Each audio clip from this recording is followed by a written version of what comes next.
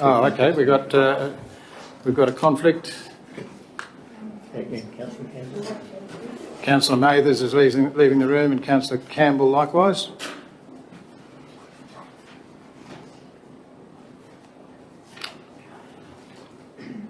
Okay, so the recommendation is that Council consider the 21 expressions of interest received for funding through the Drought Communities Program, and secondly that Council prioritise and recommend successful projects to the value of $2 million to the Drought Communities Program Manager at the Federal Department of Infrastructure, Transport, Cities and Regional Development. I believe the Manager for Economic Affairs and Tourism has collated the previous councillors' wishes in relation to this program and come up with a formula that is that meets the approval of councillors in that session. Can we take that as the basis on which this decision is made, Mr. General Manager? Thank you, Mr. Mayor. The the workshop through evaluating each of the applications that were received and consideration of their request for funding has been evaluated, and the recommendation could take on board the table that has been provided, which includes funding of $115,000 for the Barham Micro Abattoir, $350 for the Walkall Bowling Club renovation, $463 for the Moorlaman Heritage Village Stage 1, $50,000 for helping families in droughts at Moorlaman, the $53,192 for Neuron Community Playground, $100,000 for tourism promotion and marketing campaign,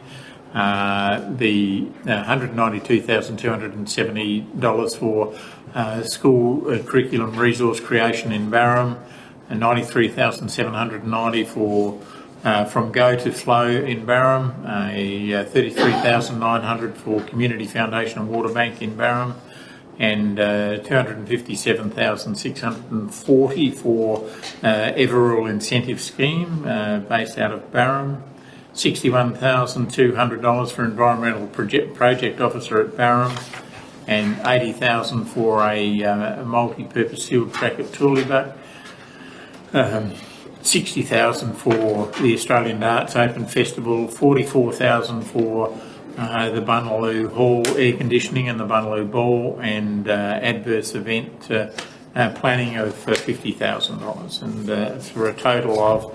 $2,003,992 spread over to be completed by the 31st of December this year. So that $2 million is evenly spread between projects to be completed at 30 June and projects to be completed by 30 December or 31 December. So that meets the criteria for the two packages. So would someone like to move that recommendation? Thank you, Councillor Crowe. Seconded, Councillor Cohen. Councillor Crowe.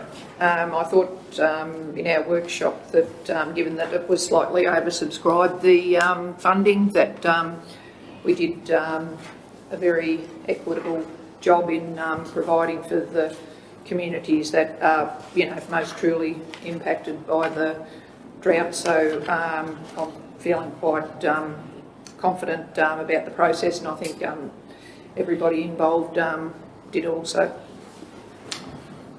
Thank you. Councillor Cohen.